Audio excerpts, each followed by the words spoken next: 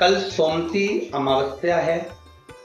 निवेदन है, जिसके घर में क्लेश बहुत मचा हुआ है, या कोई पैसा खाकर चले गया, धन नहीं दे रहा, रुपया नहीं दे रहा, और बहुत मशक्कत कर लिए, हाथ जोड़ लिया, पांव पड़ लिया, रुपया नहीं दे रहा, तो काली तिल्ली को पानी में गला दीजिए और पानी में गलाकर उसको सुबह पीस लीजिए। सोमती अमावस्या के दिन सुबह पीस लो। पीस कर एक कटोरी में उसमें पीला चंदन मिला लीजिए, उसको लेकर जाइए। एक लोटे में दूध और जल लेकर जाइए, 5 बेलपत्र लेकर जाइए। शंकर के मंदिर में पहुंचिए। शंकर जी के शिवलिंग को, वो जो तिल आपने पीसी है, उस तिल को आप मिक्सर में मत पीसना, हाथ से कूटिए, या कोई बेलन से या कोई वस्तु से उसको पीसिए और पीस कर उसका उत्तन तैयार करिए। उसमें चंदन मिलाकर शंकर के शिवलिंग को समर्पित करिए। शंकर के शिवलिंग को लगाइए। केवल शिवलिंग को ही नहीं, भगवान शंकर की संपूर्ण जलाधारी पर, जहाँ शंकर भगवान की बेटी अशोक सुंदरी है, कार्तिकेय जी हैं, गणेश जी हैं, उस पूरे जलाधारी में जहाँ पार्वती मैया भी विराजमान है, पूरी जलाधारी को समर्पित करिए। समर्पित कर कर त्रिपुंड लगाइए, अपनी 3 उंगलियां उसी चंदन पर फेर दीजिए। फेर कर अपनी कामना कर कर बेलपत्र चढ़ा दीजिए। 5 या 7 बेलपत्र आपके भाव से आप शिव को समर्पित कर दीजिए। समर्पित कर कर हाथ में कलश लेकर, दूध और जल मिला हुआ पात्र लेकर शंकर को समर्पित करिए और बाबा भोलेनाथ से विनती करिए कि जिस व्यक्ति ने हमारा धन खाया है, जिस व्यक्ति ने पैसा रख लिया, या कोई लेकर चले गया, या कोई ऐसा काम हो गया कि वो धन आ ही नहीं रहा है, बहुत तकलीफ में है, तो बाबा से विनती करो। मुझे पूरी उम्मीद है कि सोमती अमावस्या इस बार आप जो कर रहे हैं, अगली सोमती अमावस्या जब आएगी, इतनी प्रसन्न चित्त में आप ये पूजन करेंगे, वापिस करेंगे और पूरे परिवार समेत करेंगे। जब आपका धन आ जाएगा, वैभव हो जाएगा, तो आप वापिस उसको धारण करेंगे। फिर नहीं, और लिख के रखना, अगली सोमती को फिर करना। जब सोमती अमावस्या पड़े फिर उसको करिएगा, आपको फल अधिक मिलेगा। सोमती अमावस्या का फल ही यही है कि जिन वर कन्या का विवाह नहीं होता, जिन लड़का लड़की का विवाह नहीं होता, जिन पति पत्नी में आपसी में टकरार चल रहा हो, अदालत तक बात पहुंच गई हो, जिस घर में शांति नहीं रह रही हो, आपस में क्लेश बड़ा मचा हो, ऐसी हो गया मन में कि अब ये तनाव बहुत बढ़ गया है, संबंध टूट जाएगा, तो निवेदन है, सोमती अमावस्या के दिन आप भी सोमती अमावस्या के दिन पीपल के वृक्ष के नीचे जाकर उस पीपल की पूजन कर कर उस पे कुंकु सिंदूर चंदन समर्पित कर कर कच्चे सूत से 7 परिक्रमा करिए। 7 बने तो 7, वैसे तो 108 लगाओगे तो आपके जीवन में सुखता आएगी। आप 108 फेरी लगाएं, चाहे दाने से लगाएं, चिरंजी से लगाएं, जिससे भी लगाएं, पीपल की पूजन करें, जल अर्चना करें। इतना निवेदन करता हूं कि आपके घर में अशांति नहीं हो सकती, परिवार में प्रेम जरूर करें। मेरा निवेदन, जिन कन्या और वर के विवाह नहीं हो रहे, वो सोमती अमावस्या के दिन जाकर बाबा पीपल के पेड़ की फेरी अवश्य दें। 108 नहीं बने 7 अवश्य दें। पूजन कर कर, दिया लगाकर, घी का दीप प्रज्वलित कर कर बड़े आनंद में पीपल देव का पूजन करें। और निवेदन, जिस व्यक्ति को रोग बहुत हो, चाहे शुगर हो, बीपी हो, या घुटने में दर्द हो, कमर में दर्द हो, या बहुत कष्ट का जीवन निकल रहा हो, यहाँ तक कैंसर जैसी भी बीमारी यदि आपको है, सोमती अमावस्या को मत छोड़ना। निवेदन है, आप एक पात्र जल जिसमें पीला चंदन, पात्र के जल में एक कलश में जल लीजिएगा, उसमें पीला चंदन घोल लीजिए। पीला चंदन घोलकर उसमें थोड़ी सी काली मिर्ची पीस कर मिला लीजिए। काली मिर्ची को पीस कर डाल दीजिए और उसमें 7 बेलपत्र उसके अंदर डाल दीजिए। 7 बेलपत्र के साथ में 7 वृक्ष के पत्ते, कोई भी वृक्ष जो आपके पास में हो, 7 वृक्ष के पत्ते उस कलश में डाल दीजिए। घर से निकलते समय पूरे घर का भ्रमण करते हुए, जिस व्यक्ति को रोग बहुत है उस व्यक्ति का स्पर्श कराते हुए, वो जल शंकर भगवान के ऊपर समर्पित कर कर, थोड़ा सा जल बचाकर, पत्तियां सब शिव जी को चढ़ाकर, थोड़ा सा जल बचाकर शंकर की देहली पर चढ़ा दीजिए। शंकर की चौखट पर, भगवान शंकर के शिवलिंग की चौखट पर समर्पित करें। शिवलिंग की चौखट पर समर्पित कर कर उसी जल जो आपने देहली पर चढ़ाया है, उसी जल का भाग थोड़ा सा कटोरी में 1 चम्मच के बराबर लेकर आइए। जो व्यक्ति बीमार है उसके शरीर पर उसको छींटा दीजिए। 3 बार छींटा देना है, सुबह, दोपहर और शाम। उसके बाद में बाबा विश्वनाथ से प्रार्थना करिए। शाम के समय घर के बाहर एक घी का दिया अवश्य लगाइए। मुझे पूर्ण उम्मीद है सोमती अमावस्या श्रावण के महीने की रोग मुक्त करेगी, अधिक फल आपको प्रदान करेगी, सुख का अनुभव कराएगी, आपके जीवन का कल्याण करेगी। और निवेदन, सोमती अमावस्या हमारे जीवन को फलित करने वाली है, सुख देने वाली, आनंद देने वाली है। हम उसका लाभ अवश्य लें। जो बच्चे पढ़ने में कमजोर है या कोई विद्या के लिए किसी एग्जाम में बैठ रहे हैं, गवर्नमेंट के एग्जाम में बैठ रहे हैं और बच्चे उस एग्जाम में पास नहीं हो पा रहे हैं या निकल नहीं पा रहे हैं, या कोई टीचिंग के लिए, बैंकिंग के लिए आप अप्लाई कर रहे हो, नहीं हो रहा है, निवेदन है सोमती अमावस्या कल पड़ रही है, 2 स्वस्तिक आपको बनाना है। कितने स्वस्तिक बनाना है? 2 स्वस्तिक। एक स्वस्तिक कुंकू का पीपल के पेड़ पर बनाना है आपको। पीपल के पेड़ पर बनाने के बाद में जमीन पर, भूमि पर एक घी का दिया लगाना है। दूसरा स्वस्तिक शंकर के मंदिर की चौखट पर आपको बनाना है, किसी भी एक साइड में, चाहे राइट में बना लें चाहे लेफ्ट में बना लें। शंकर के मंदिर पर जो स्वस्तिक बनाओगे वो पहले पीपल के वृक्ष के बनाना है। पीपल के वृक्ष के बनाने के बाद में शंकर के मंदिर में शाम के समय आप जाकर स्वस्तिक बना सकते हैं। दोपहर से लेकर शाम तक कभी भी स्वस्तिक बनाएं और एक घी का दिया वहां रखा है। बस इतना याद रखना, पीपल के पेड़ के नीचे जो स्वस्तिक बनाओगे वहां जो घी का दिया लगेगा उसमें गोल बत्ती लगेगी, फूल बत्ती लगेगी। शिव मंदिर की चौखट पर जो दिया लगाओगे उसमें 2 बत्ती लगेगी, लंबी वाली, लंबी बत्ती 2 लगेगी घी की। वो बत्ती आपको शंकर के मंदिर पे दिया कहाँ रखना है? जहां स्वस्तिक बनाओगे उसी के ऊपर 2 बत्ती का दिया लगाओगे। उस समय पर दिए का जो बत्ती है उसका मुख अपनी ओर होना चाहिए और भगवान शंकर की चौखट पर प्रणाम कर कर, निवेदन कर कर, नमन कर कर आप आइए। आपके जीवन में सफलता प्राप्त होगी। आप जिस चीज की कोचिंग कर रहे हो, जिस चीज में उतरना चाहते हो, आपको वह फल प्राप्त होगा।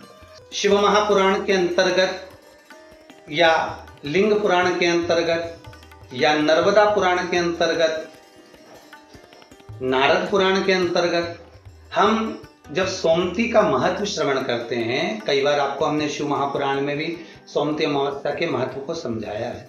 सोमती अमावस्या की कथा क्या है महाराज, अगर हम जाने तो उसके अनुसार, सोमती अमावस्या के अनुसार एक ब्राह्मण परिवार था और बड़ा आनंद में रहने वाला, बड़ा सुख में रहने वाला, भगवत चर्चा करने वाला और भगवत स्मरण करने वाला और भगवत स्मरण में सदा रमने वाला, दिन प्रति भगवान शिव की आराधना करना, दिन प्रति भगवान शंकर का स्मरण करना, दिन प्रति भगवान शंकर की चर्चा करना, भगवत स्मरण करते रहना।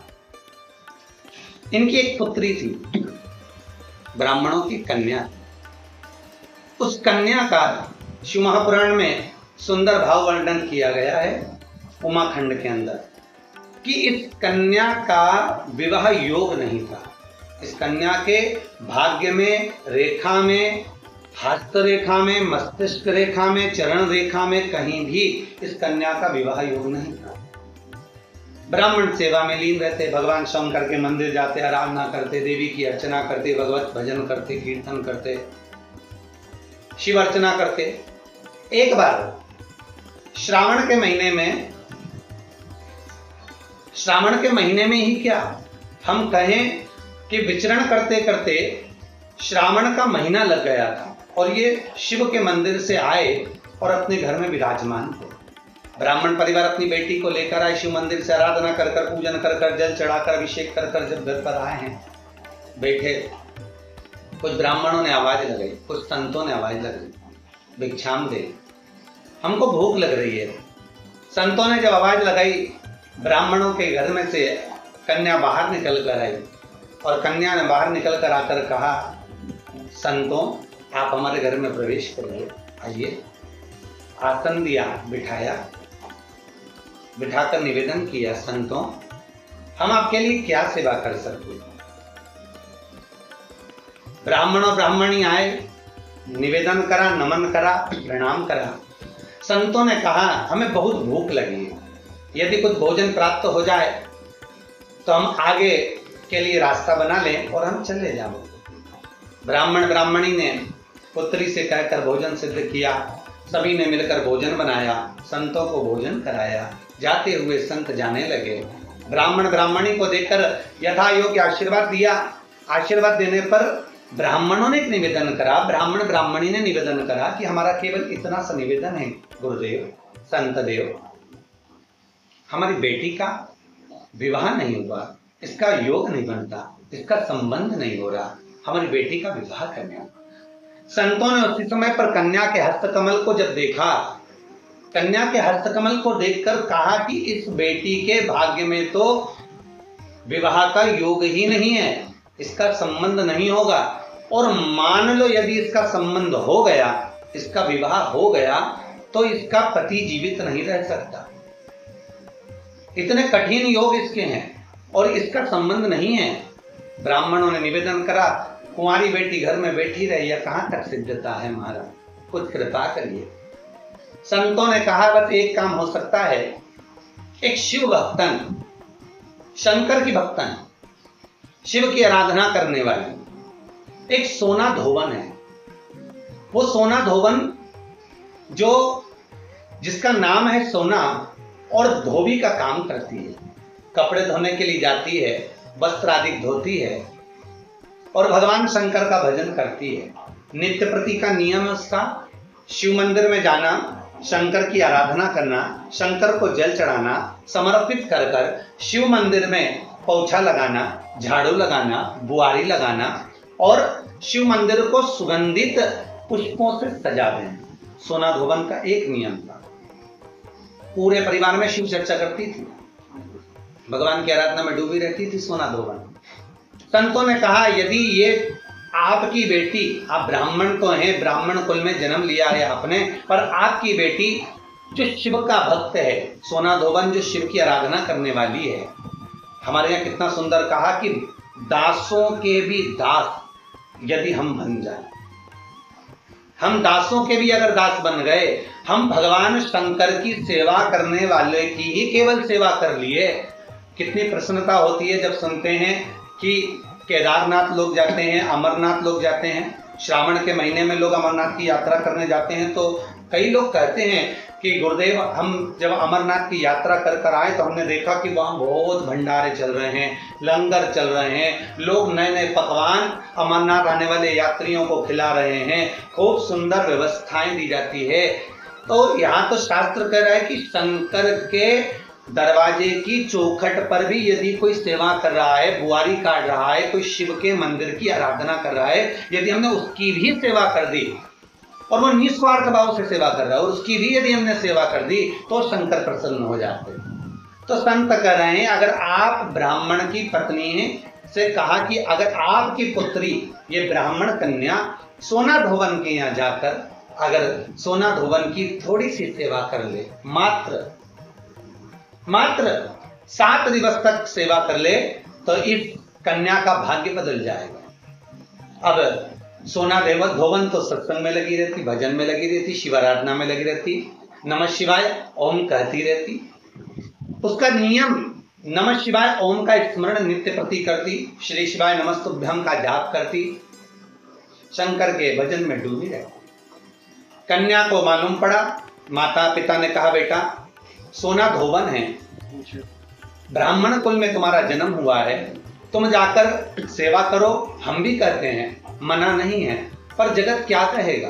बेटी कहती है माँ यदि संत के मुख से निकली हुई वाणी सिद्ध होती है तो मुझे सेवा करने में क्या दिक्कत है, मैं सेवा करने को तैयार हूं ना। अब बेटी प्रातः में जल्दी उठ जाती और ब्राह्मण कन्या उठकर तुरंत सोना धोवन के घर पहुंच जाती। सोना धोवन की एक बहू और बेटा थे, सोना धोवन का पति था घर में। ये सब उठे उससे पहले ये घर में प्रवेश कर कर झाड़ू लगाकर, पोछा लगाकर, वस्त्र आदि धोकर और ब्राह्मण कन्या पूरे घर की बुआरी कर कर, दीप प्रज्वलित कर कर, सोना धोवन के दरवाजे पर दीप लगाकर और आ जाते। अब सोना धोवन 4 दिन 3 दिन निकले और 3-4 दिन निकलने पर बहू से कहा बेटा कितनी जल्दी जग जाती है, सारी सेवा करके पूरे घर का सफाई कर देती है, मुझे मौका ही नहीं देती आजकल। बहू बोली माँ मुझे तो लगा कि आप सुबह जल्दी उठते होगे। तो माँ को लगा कि बहू उठती है, बहू को लगा कि सास उठती है। दोनों ने विचार करा कि फिर अपने घर में आकर इतनी सेवा कर कर झाड़ू आदि बुआरी आदि कौन कर कर जा रहा, देखे तो सही। कौन कलश भर कर जाता है जल का शंकर जी के लिए, कौन फूल रख कर जाता है शिव जी के लिए, कौन बेलपत्र रख कर जाता है शिव जी के लिए, कौन इतनी सामग्री जुटा कर जाता है शंकर जी के लिए, कौन चंदन घिस कर जाता है शिव जी के लिए, मुझे देखना है। अब बहू और सास एक बार दोनों ने उठकर प्रातः में जल्दी देखा, ब्राह्मण कन्या सुबह आई, बुआरी झाड़ू लगा रही थी, चंदन आदि घिस रही थी, और सोना धोबन ने उसको देख लिया, देखकर उसके चरणों में गिर गई। सोना धोबन उस ब्राह्मण कन्या के चरण में गिरी, प्रणाम किया, नमन किया, बेटा आप ब्राह्मण कुल की बेटी हो, आप मेरे घर में बुआरी काट रही हो, मुझे दोष लगेगा, आप ये क्या कर रही हो, आपसे निवेदन है आप ऐसा ना करिए, मुझे दोष लगेगा, मैं शिव की आराधना करती हूँ। कन्या ने हाथ जोड़कर निवेदन करा सोना धोबन से, माता जी मेरे हस्त कमल में, मेरे भाग्य में पति का सुख नहीं है, मेरे भाग्य में विवाह नहीं है, पर मुझे संत ने कहा है यदि शिव भक्तन सोना धोबन के अगर केवल सेवा ही मिल गई तो उससे तुम्हारा भाग्य खुल जाएगा, उससे तुम्हारे हस्त कमल में विवाह योग आ जाएगा। आप कृपा करिए, मेरे पिताजी ने जो वर ढूंढा है उससे मेरे पिताजी विवाह करना चाहते हैं, पर मेरे भाग्य में लिखा है कि विवाह के बाद भी मेरा सौभाग्य समाप्त हो जाएगा, आप कुछ कृपा करेंगी? क्यों नहीं, अगर मेरे द्वारा आपका हित होता है तो हित करने में क्या दिक्कत है, अपने माध्यम से अगर किसी का भला हो रहा है जरूर हो। सोना धोबन ने कहा आपके विवाह में मैं पहुंचूंगी और अपना सौभाग्य आपको प्रदान करूंगी। संत ने कहा था मां कि सोना धोबन के मस्तक का सिंदूर यदि तेरे मस्तक पर आ जाएगा तो तेरा बाल भी बांका नहीं होगा। मां ऐसी कृपा करिए, मेरा सौभाग्य बना दीजिए। जिस दिन कन्या का विवाह था उसके प्रथम में वर कन्या की मांग में सिंदूर भरे, उससे पहले सोना धोबन पहुंच गई। जैसे ही सोना धोबन ने अपनी मांग का सिंदूर निकाल कर जैसे ही उसी पल कन्या के मस्तक पर दिया, कन्या के मस्तक पर देते ही सोना धोबन का जो पति था एक जगह पर बैठा हुआ था, उसका पति के प्राण निकल गए, क्योंकि सोना धोबन को लग गया था। सोना धोबन ने जाते जाते अपनी बहू से कह दिया था ससुर का ध्यान रखना। प्राण निकलते से ही जैसे ही मांग में सिंदूर दिया, सोना धोबन का मांग का सिंदूर जैसे ही हटा, हटते से ही सोना धोबन को ज्ञात हो गया कि आज मुझे लगता है कि मेरा पति नहीं रहा। नैनों से नीर बहा। सोमती अमावस्या का दिन था जिस दिन उस ब्राह्मण की कन्या का विवाह हुआ था। धोबन सिंदूर देकर आ रही थी। धोबन का नियम था शिव की आराधना कर कर सोमती की फेरी लगाती। आज वही सोमती अमावस्या पड़ गई और सोमती अमावस्या पड़ी तो जब घर से चली तो हाथ में कोई वस्तु नहीं थी।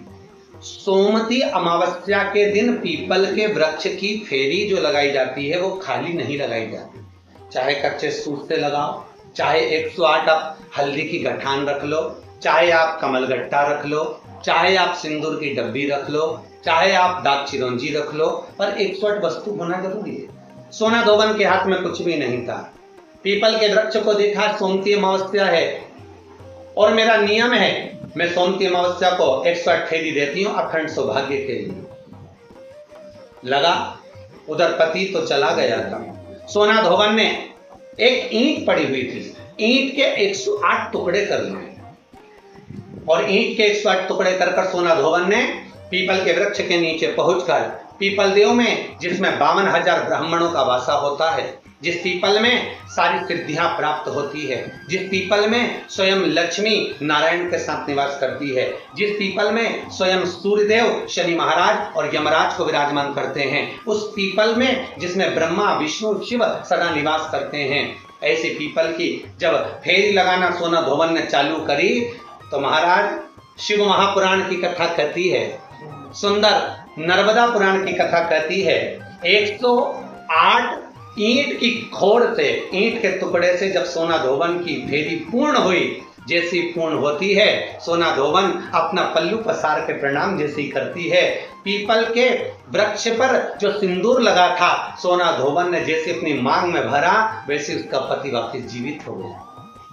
वापस जीवित हो गया। शिव महापुराण के अंतर्गत या लिंग पुराण के अंतर्गत या नर्मदा पुराण के अंतर्गत, नारद पुराण के अंतर्गत हम जब सोमती का महत्व श्रवण करते हैं, कई बार आपको हमने शिव महापुराण में भी सोमती अमावस्या के महत्व को समझाया है कि सोमती अमावस्या का महत्व क्या है, सोमती अमावस्या का लाभ क्या है, हम शंकर की कैसे आराधना कर सकते हैं, हम शंकर को कैसे प्राप्त कर सकते हैं, शिव को पाने का तरीका क्या है, और वो भी श्रावण के महीने में। सोमती साल भर में सोमती अमावस्या 1 या 2 पड़ती है, अर्थात भगवान शंकर मां पार्वती के साथ में निरंतर विहार करने के लिए श्रावण के महीने में इस सोम पुष्प के अंतर्गत काशी में, उज्जैनी में, ओमकारेश्वर में, सोमनाथ में, केदारनाथ में, वैद्यनाथ में, मल्लिकार्जुन में, नागेश्वर में, अर्थात जितने भी बाबा के 12 ज्योतिर्लिंग हैं, इन ज्योतिर्लिंग में मेरे बाबा पार्वती के साथ में विचरण करते हैं। और बाबा विचरण तो करते ही हैं, साथ में माता पार्वती के अनुसार माता पार्वती जी स्वयं शिव की आराधना करती हैं और शंकर से वर प्राप्त करती हैं। तो ये वो सोम पुष्प है, ये वो सोमती अमावस्या है जो श्रावण के महीने में पड़ी है, जिसका लाभ अपन सबको प्राप्त हो।